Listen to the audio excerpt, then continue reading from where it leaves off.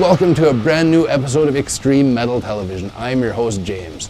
This week we caught up with Canada's The Cancer Bats on their Bat Sabbath tour, and we also caught up with Suffocation at the Armstrong Metal Fest. Check out the all-new Extreme Metal Television website, extrememetal.tv. Right now we're going to get things started with a band profile. Stab.Twist.Pull was formed in 2007 in Calgary, Alberta, Canada. They have released 3 albums, 2008's I Want It, 2010's Watching the Devil's Work, and 2011's This Reckless Life. What have been some highlights for Stab.Twist.Pull in the past 6 years? Oh, definitely, I don't want to float his boat too much, but definitely adding Ryan to our band was a big inspiration. Like the 2 original members really is just me and Russ, and we consider both of these guys OGs, man. Like, yeah, Dave's been around since day one, pretty much. Yeah, but, he's been our merch guy. He's working different angles. Dave was actually a part of the band for a little while when I first started out, actually. When we did Watching the Devil's Work, Dave was actually part of that album, and I don't know, man. It's been kind of a weird road because Ryan joined, and progression kind of just took off from there, and we wrote This Reckless Life, which we never imagined we'd sell 3,000 to 3,500 albums with that album, but we did. Thanks for buying those, by the way. Yeah. Thanks so much. Thank you.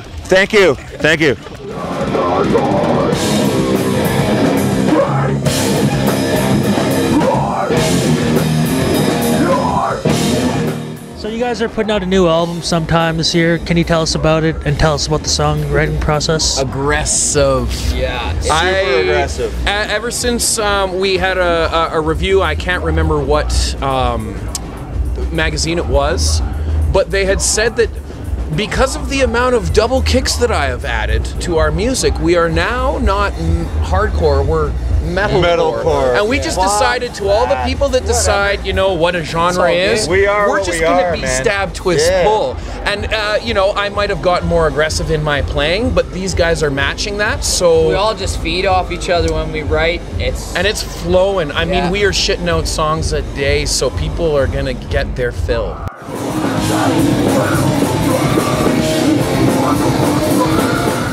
What advice can you give for up-and-coming bands that are just starting playing shows and shit? Be positive. Yeah. Don't talk crap about other bands because there's no need to. There's the ones that help you build bridges. If you're out there talking shit about other bands, you're burning bridges, and there's no point. Everyone's doing it because they like it. It's not a Let's get something straight here. So when you're on stage, you're doing something that 90% of the people in Calgary don't ever get to do. Yeah. Just clap your hands and really, like, I go to venues and I hear people shit talk this band and that band and this band and that band. Hey man, I'm into hip hop, he's into hip hop, he's into folk, we're into everything, man. Stoner metal, punk rock. I don't give a shit what you're into. Like, we love Carlin's band. We will plug it again. No more moments. No more. Hell yeah. Thank you guys. Long story short, man, like, just be positive. Like, I'm so tired of this scene being like, there's no scene in Calgary. There's a fucking huge scene in Calgary, man. This place people could be just the need to get Seattle out. of Canada if we People really need to wanted get to out make it. and see the scene in Calgary, man.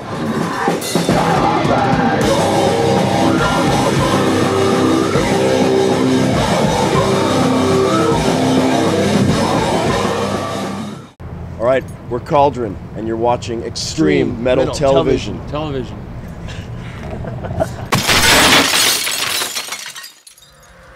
Juno Award nominees Cancer Bats released a killer EP of Black Sabbath covers earlier this year entitled Bat Sabbath. The band is currently on the road with Red Fang. EMTV's very own Carlin caught up with them when they were in town.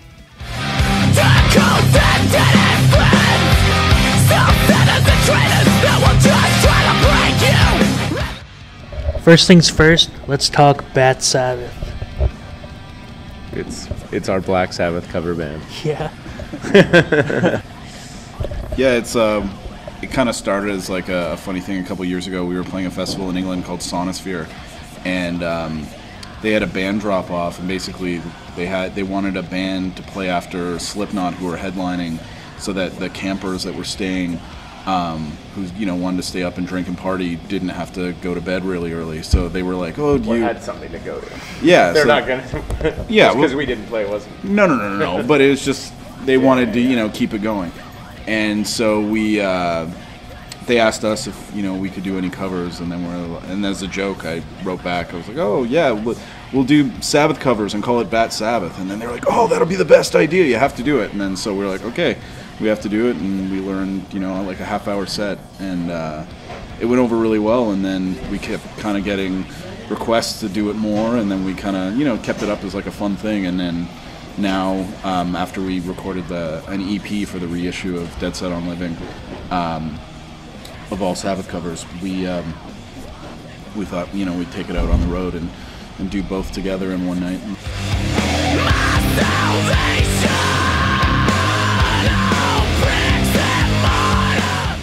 What's the pros and cons of a headlining tour as opposed to opening for a bigger named act like Gwar? Or you guys come through quite a bit, eh? Yeah, well, I mean, doing a tour with Gwar, like opening up for a band that you love from when you're a kid, that's a pretty awesome thing. You get to watch a great show. I mean, I think doing a headlining show, you have more responsibility, obviously, but ideally more people will be coming out to see your band because they love your songs, and the energy's maybe even better for your set than when you're playing for someone else's fans, right? But I mean, I like doing both. I think maybe like doing this headlining tour, we haven't been out west in a long time, so I'm really excited to be back playing our own stuff, and then throwing the Sabbath stuff into the mix makes it really cool too.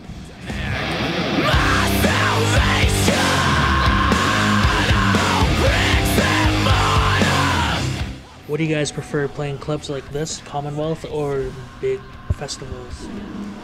I mean, well, it's a totally different thing. Like playing here, it's really intimate, and you have everybody close to you, and if it can be the best time, but at the same time, playing festivals is great. If you have a crowd of people and you show up and there's 10,000 people and they all know your songs, like that's the best feeling in the world. I mean, like everybody wants to play to a bigger crowd. There's nothing wrong with that, but at the same time, that doesn't make us want to stop playing places like this.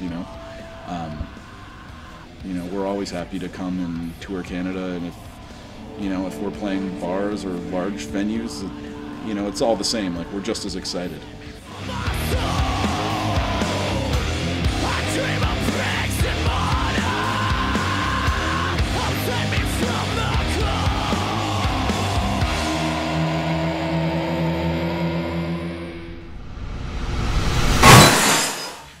Suffocation are one of the classic death metal groups included in Roadrunner's Extreme Metal 101 series.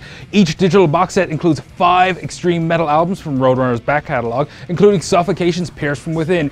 ENTV caught up with the band when they were at Armstrong Metal Fest.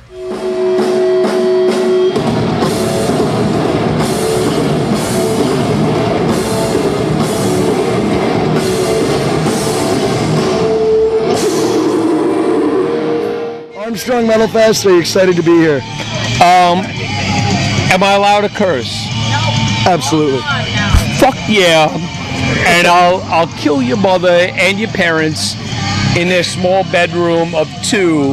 Yes, I'm happy to be here. Right on, Frank. I have to ask, this is on a personal level and for the entire world to hear, you guys recorded your first album in 1991, Effigy of the Forgotten, at Morris Sound Studios with producer Scott Burns.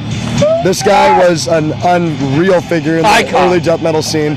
What was it like to record at a place where so many bands were there? Cannibal Corpse, Morbid Angel, early Sepultura, Exhorder, like you had it all. Obituary, everybody recorded there. Scott Burns was amazing. Hands bar down, the sickest guy ever to hook up with. I loved it. I loved every minute of it.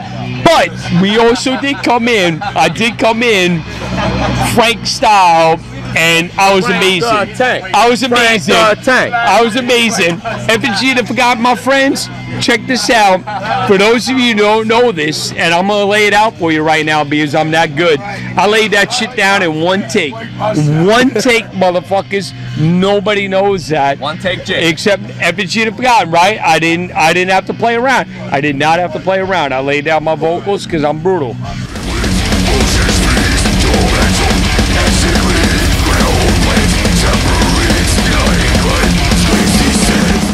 The Suffocation was stated as being the band. There was a huge influence from the breakdown riff. It's taken off, it's created a few different subgenres of metal, whether people like them or not, it's there. How do you guys feel about being the pioneers of that, like that came from you guys. Well, I mean, the breakdown starts from everything. You know, we added it from thrash metal. You had bands like Devastation, Incubus, Demonacy, you know, things like that. And you also had the hardcore. Minor Threat, Youth of Today, Cro-Mags, Crumbsuckers, you know, Agnostic Front. And that's where it was. We took all of that and we were like, yo, check this out. Not only can we make this brutal and sick and fast, but now incorporate the slam. Well, see, and here's the problem with the slam is that a lot of the younger acts, they're taking what they like from it, the way that Suffocation took it from a hardcore slam, for example, and the kids are taking maybe the Suffocation slam, but the problem is they're not giving the contrast. Suffocation will play fast and technical. I can say this from an outside perspective and from the inside. When you have contrast and you're going from a quicker section, when you drop the slam, it has power. The kids today, they're just doing slam after slam after slam after slam, and I feel it's somewhat losing a little bit of its edge because there's nothing to contrast it off of. Right. So, and the outside. The thing I absolutely hate, and if any of you want to test me, come and test me, stop dropping 808s. Stop it. Use Stop it tastefully. Don't drop Use it tastefully, because we did that. In 95. We did that in 95, and you can drop it once or twice in an album. 2 times in an album. Do not drop it every time. You don't like it? Come test me. I'll fight you anytime. I'll break your neck. I'll elbow you. I'll drop kick you in the face. I don't care.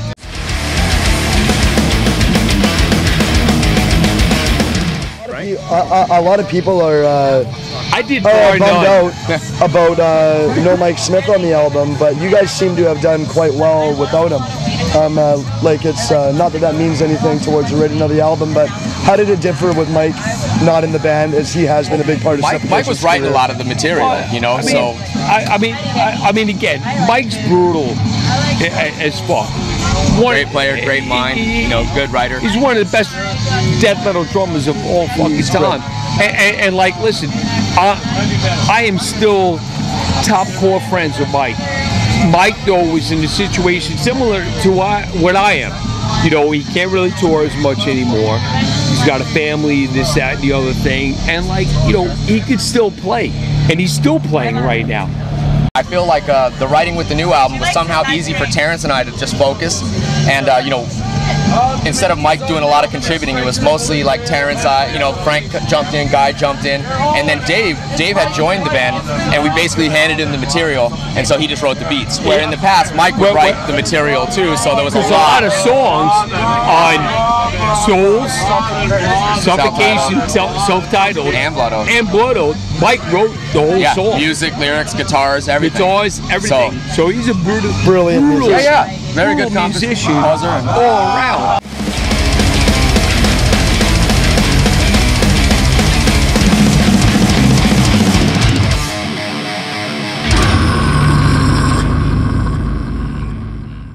Alright, we're all wrapped up, and that's going to do it for another episode of Extreme Metal Television. I'd like to thank everybody for checking it out, and I'd like to remind you all to check out the brand new website, extrememetal.tv. I'd like to thank my co-host Mark and the rest of the EMTV crew, but right now let's get to A Terrible Tale from the Road with Sacrifice. Until next time, see ya.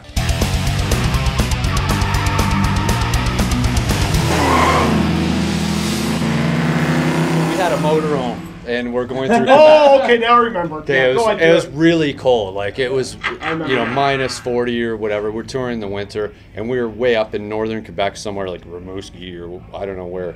But anyway, the shitter got blocked up. Right, it was frozen. So Scott said, "You know what? I'm going to take this out in the woods, and I'll get it unplugged." So I unfortunately I wasn't there to witness it, but Scott had the stick up, and it just kind of exploded. Well, I didn't get that much. He might have got a little bit of poo on him.